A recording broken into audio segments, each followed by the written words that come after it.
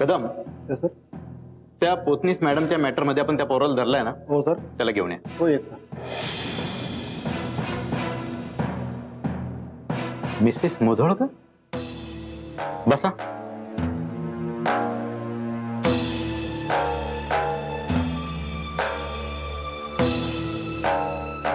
तुम्हाला आमच्या डिपार्टमेंट मधून काही फोन वगैरे आला होता? नाही, माझे मी झाले. एवढ्या रात्री तुम्ही एकटे आलात?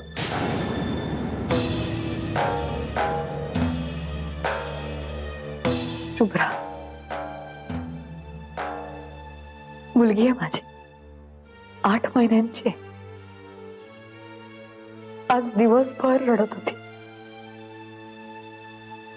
असं म्हणतात की या वयातल्या मुलांना आठवण राहत नाही, पण माझ्या शुभ्राला तिच्या बाबांचा आवाज कळतो. त्यांनी तिच्यासाठी गायलेलं गाणं तिला कळतं. पण हे सगळं करायला तिचे बाबा नाहीये.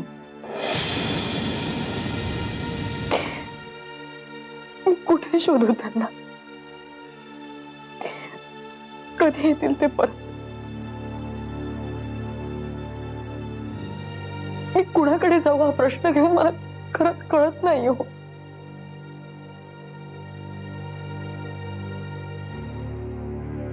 मी देवासमोरही बसले, पण तो फक्त आपल्याकडे बघून हसतो, उत्तर नाही देत.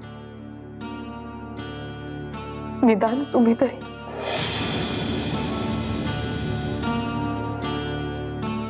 जिथे देवाकडे प्रश्नाचं उत्तर नाही, त्या प्रश्नाचं उत्तर आमच्याकडे काय असणार? पण आमचे प्रयत्न चालू आहेत. आमच्या रेस्क्यू टीमने अख्खी दरी पिंजून काढली. ज्या अर्थी बॉडी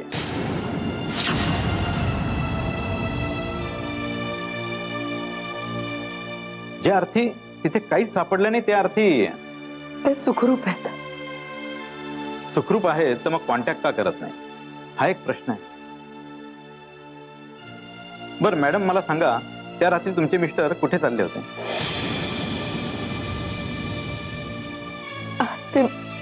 ते मला. तुम्ही आणि तुमचे मिस्टर सेपरेट झालात? नाही म्हणजे त्यांचा पत्ता?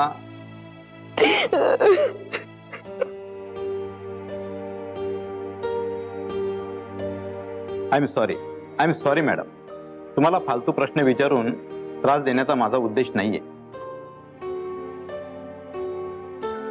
मिस्टर मुधोळकरांचा अपघात होणं, ते बेपत्ता होणं, हे संशयास्पद वाटतंय. त्यात तुमच्या कौटुंबिक परिस्थितीची माहिती मिळाल्यानंतर अनेक प्रश्न निर्माण झाले. एनिवे, प्रश्न सोडवणं आमचं काम आहे. आता खूप रात्र झाली, तुम्ही या.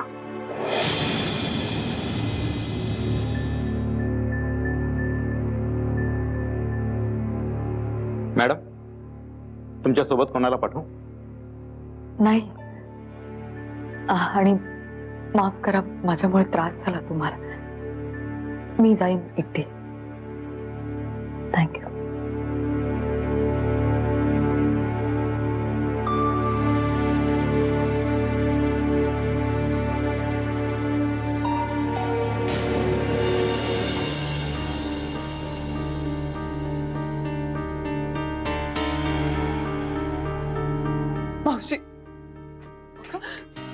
मावशी, कळलं काही सत्यजित बद्दल? नाही अजून, पण तू आता कशी या? प्रिया, अगं प्रिया, आणि तू एकटी झालीस? सुहासराव कुठे आहे? तो नाही आला.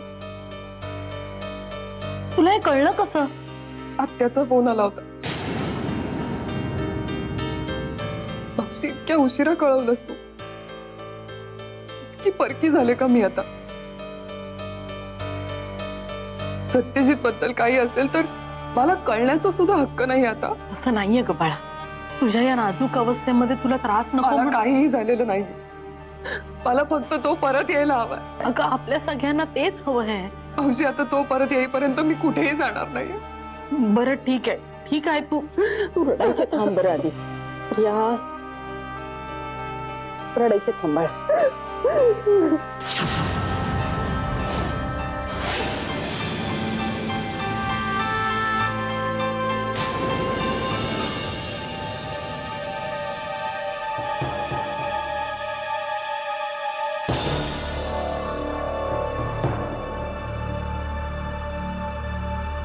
हे काय तुम्ही अजून झोपायला गेला नाही? तेवढं रात्रीपर्यंत घराबाहेर असताना मी निश्चिंतपणे झोपायला जाईन असं तुला कसं वाटलं? मी पोलीस स्टेशनला गेले होते. का? का? तुम्ही असं कसं विचारू शकता का म्हणून? तुम्ही विसरला असाल तर मी आठवण करून देते. काल माझ्या नवऱ्याचा अपघात झाला आणि तेव्हापासून बेपत्ता आहेत ते. आणि फक्त त्यांना शोधण्यासाठी म्हणून मी जशी या टोन मध्ये बोलायची गरज नाहीये मंजिरी. मला सुद्धा नाही आवडत तुमच्याशी अशा टोन मध्ये बोलायला. तुम्हालाही माहिती येते. पण मग तुम्ही सुद्धा असे प्रश्न विचारू नका ना मला. हे बघ मंजिरी, सत्यजित रावांच्या बाबतीत जे काय घडलं ते खूप दुःखद आहे. या एका वाक्यात सगळं संपतं नाही का बाबा? तुमच्यासाठी, माझ्यासाठी नाही. कारण सध्या माझ्या मनात जे घोंगावतंय ना त्याच्यासाठी दुःख हा खूप दुबळा शब्द आहे. नाही, मला असं नव्हतं म्हणायचं. पण मी ते जर बोललो तर मग मी खूप नीच, खूप मतलबी ठरेन. त्या माणसाला तुझ्या आयुष्यातून तू काढून टाकणार होतीस. हो, पण त्यासाठी तो माणूस माझ्या समोर असायला हवा ना. हो, पण बरोबर आहे बाबा. यांचा ऍक्सिडेंट झाला आणि हे बेपत्ता झाले तेव्हा तुम्हाला असंच वाटत असेल. बरं झालं सुंठी वाचून खोकला गेला नाही का? इतकं हलकट वाटतं तुला मी? तसं नाही बाबा. म्हणून पण मग मी बोलतो. तुझ्याकडून काही ऐकण्याची मला गरज नाही वाटत आहे. तरी सुद्धा मी बोलणार. आणि तुला जर मला निकालात काढायचं असेल तर तू मला सांगू शकतोस की इथनं निघून जा. हे घर तुझं आहे. म्हणू, हे बघ, जे काही घडलं ना ते खूप धक्कादायक आहे आणि अगदी बिथरवून टाकणार आहे. त्यामुळे आपण काय रिॲक्ट करतोय हे आपल्याला कळत नाहीये. आणि जे रिॲक्ट करतोय ते योग्य आहे का नाही हे सुद्धा. हे बघ, अशा वेळेला काय चूक काय बरोबर यामधल्या सीमारेषा धुसर होत जातात. त्यामुळे आपण एकमेकांना जज न केलेलं बरं. हे बघ म्हणू, तू एकटी एवढ्या रात्री बाहेर होतीस म्हणून दादाला काळजी वाटत होती आणि ती स्वाभाविक आहे. आणि तू सुद्धा दादाला वाटणारी काळजी समजून घेतली पाहिजेस.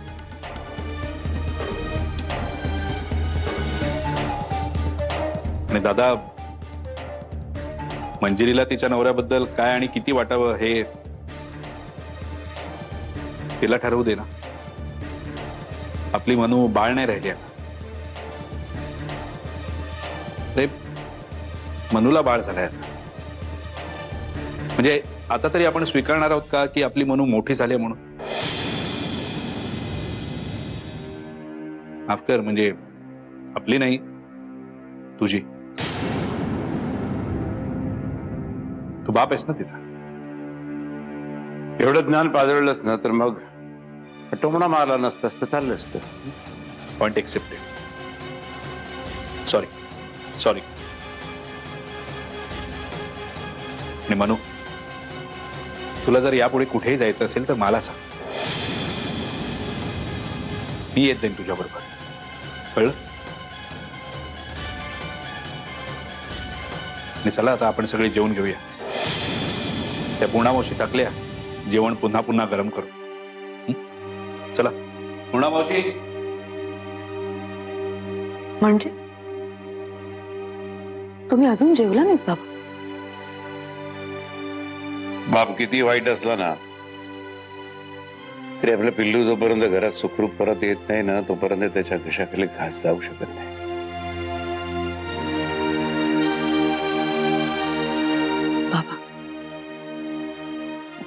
I am sorry.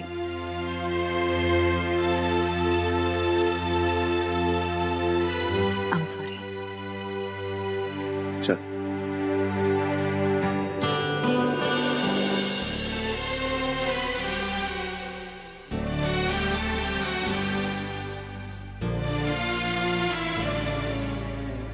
मंजुषा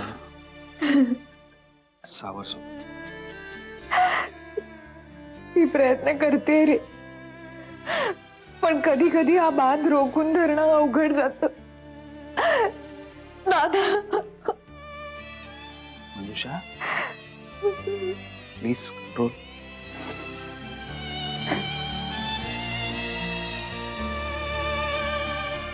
आज अनघाचा एक फोन आला होता. अनघाताईंचा फोन? कुठे आहेत त्या? कशा आहेत? कोल्हापुरात असेल. आणि इट सिम्स सत्यजितला इतके दिवस माहित होतं की अनघा कुठे आहे ते. त्यानेच तिची राहण्याची व्यवस्था केली होती. घरी मावशी आणि मंजिरी वहिनींसमोर प्रॉब्लेम नको व्हायला म्हणून तो हेच दाखवत राहिला की ती गायब आहे म्हणून. पण त्या आहेत कुठे एक्झॅक्टली? तिने नाही सांगितलं. सत्यजितनी तशी शपथ घातली स्वतःबद्दल कुणालाही सांगायचं नाही म्हणून. आणि आता तो आल्यावरच ती शपथ मोडेल. त्याला यावंच लागेल विहंग. बऱ्याच गोष्टी अर्धवट सोडून गेलाय तो.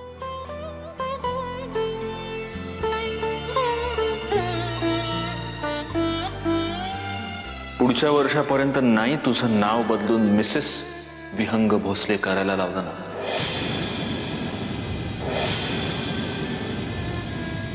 तर माझं नाव बदलेल.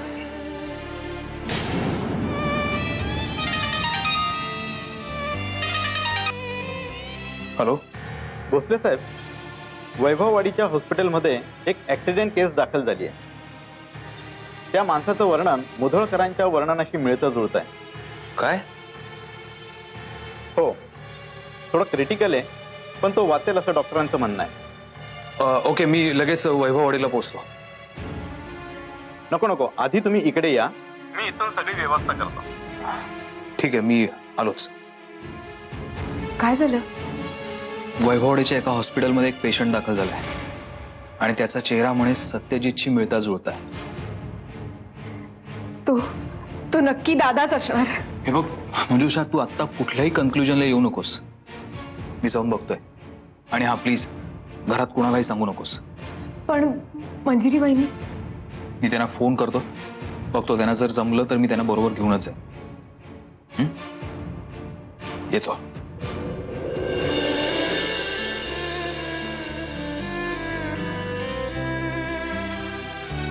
मंजुषा,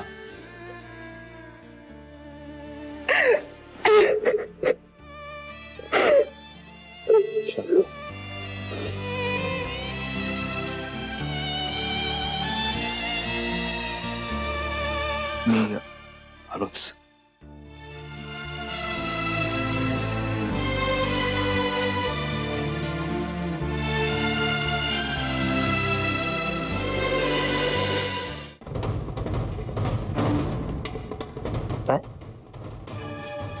सत्यजित मुधोळकर मेला म्हणजे काय? मेला म्हणजे काय? गॉन विथ द विंड, वाऱ्यासकट पसार. काय कसं म्हणजे अचानक असं म्हणजे काय? म्हणजे सिद्ध पुरुष होऊन मरण हे अचानकच येतं. म्हणजे यमदूत काय SMS नाही पाठवत, I am coming, die as soon as possible, some text missing, असं होत नाही. हो तसं नाही दादा, पण ते असतं ना, एखादी डोकेदुखी आपल्या आयुष्यभरासाठी मागे लागली असं वाटतं आणि मग अचानक ती गायब होते. विश्वास नाही बसत ना पटकन. I understand what you want to say, I really understand. मलाही असंच वाटलं. आपला हा संख्या आहे ना, मला वाटलं हा बरोबर काय दारू बिरू हा रात्री रोटा कुठे बोलतो काय ते. मी स्वतः शहानिशी केली.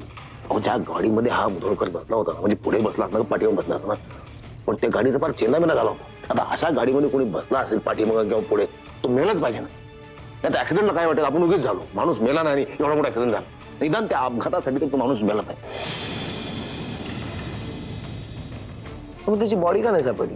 काय बॉडीचं घेऊन बसलाय तुम्ही? अहो एवढ्या मोठ्या जंगलात ती बॉडी पडली, कुत्र्या लांडग्याने घेऊन गेली असणार ती बॉडी. खरी गंमत त्या प्राण्यांची येणार, त्यांच्या पोटात दुखणार. मुधोळकरला खाल्ल्यानंतर आता मुधोळकर का मेल्यावर सुद्धा कोणाला जगू देणार आहे का चांगला? एक वाईट झालं राव. ते मुधोळकरच्या जाण्याचा मरणाचा आनंदच आहे, असा अचानक गेला तर फार वाईट. पण आनंद उत्सव साजरा केलाय. त्याला असं भीक मागताना बघायचं होतं आम्हाला. दादावळकर सोडा, दादावळकर सोडा मारू नका मला, आणि मग त्याला हळूहळू हळू मारायचं. मजा नाही काय बघा, म्हणजे असं ते मागच्या दाराला एक्झिट घेतली त्यांनी, ते फार चुकीचं केलं. म्हणजे मला वाटतं लहानपणी पण हा माणूस ना आपली बॅटिंग झाली की निघून जाणार असं, म्हणजे माझी बॅटिंग झाली, माझी बॅट आहे, मी निघून जाणार. लोकांच्या काय भावना असतात, लोकांचं काय म्हणणं असतं, त्याला काय पण तरी मला असं वाटतं दादा की आपण थोडी वाट बघायला. आपण वाट बघू, आपण वाट बघू, निश्चित वाट बघू. आपल्यात तेवढा संयम आहे, आपल्याला कुठं लगेच महोत्सव साजरा करायचा. आणि समजा तुम्ही म्हणता तसं तो जिवंत आहे असं तुम्हाला वाटतं, भेटेल ना आपल्याला. आपली इच्छा ती आपल्या हाताने त्याला मारायचं, आपण मारू त्याला, परत परत मार. पण नाही, तो मेला असणार. मी स्वतः गाडी बघितली होती, ज्या गाडीत तो बरोबर बसला होता त्या गाडीचा फार चेन्नईमना झाला होता. आजच्या गाडीमध्ये एखादा माणूस पुढे बसला असेल तर पुढे बसला.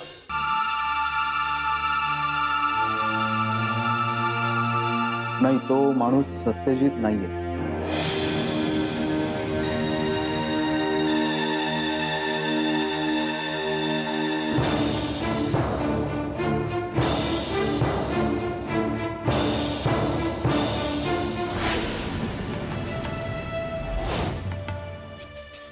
तुला हे शांतपणा कराय कुणी सांगितला होता?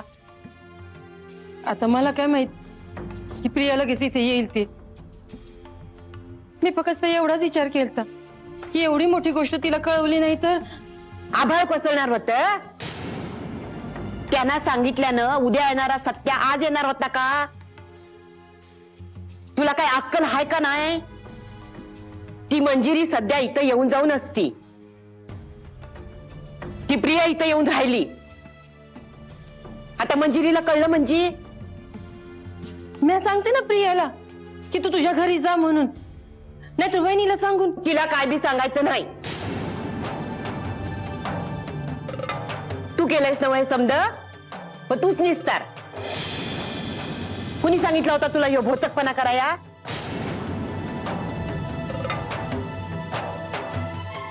शालीच्या मनात काय घोंगावतंय याचा अंदाजच लागत नाही. ती मंजिरी पहिल्यांदा आली तेव्हा तिचे डोळं थोडं ओलं झालं होतं, पण आता चेहरा दगडासारखा करून बसली. जी घुसमट कशी थांबवायची काय कळना झालाय. आहे आपण मंजिरीशीच बोलूया ना, ती करेल काहीतरी. मोठ्यांनी लहानासारखं वागायचं आणि लहानांकडनं मोठ्या मोठ्या अपेक्षा धरायच्या. हाय, एक वेळ सांगितलं नव्हतं की माझी चूक झाली म्हणून. आता अजून किती मारशील शब्दाने? मी आता जाऊन प्रियाशी बोलते. आणि आहे, तुझी शपथ घेऊन सांगते, मला बी असंच वाटत होतं की आता प्रियाने या घरात राहू नये म्हणून, पण येतेच.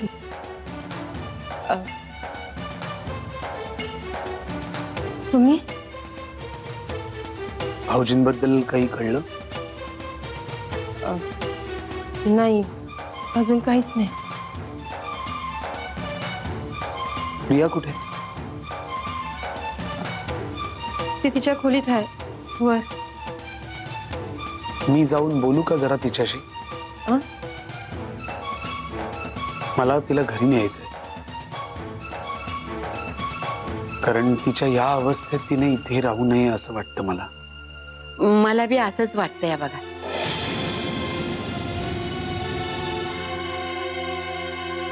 आलोच.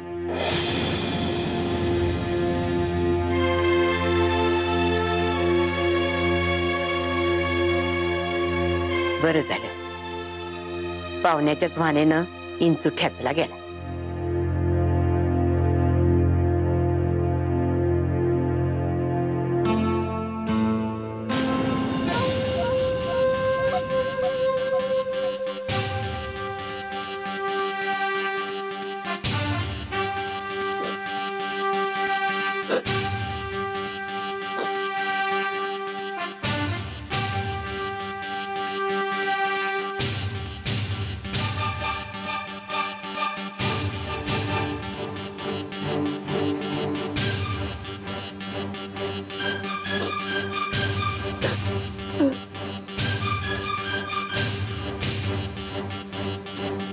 दिया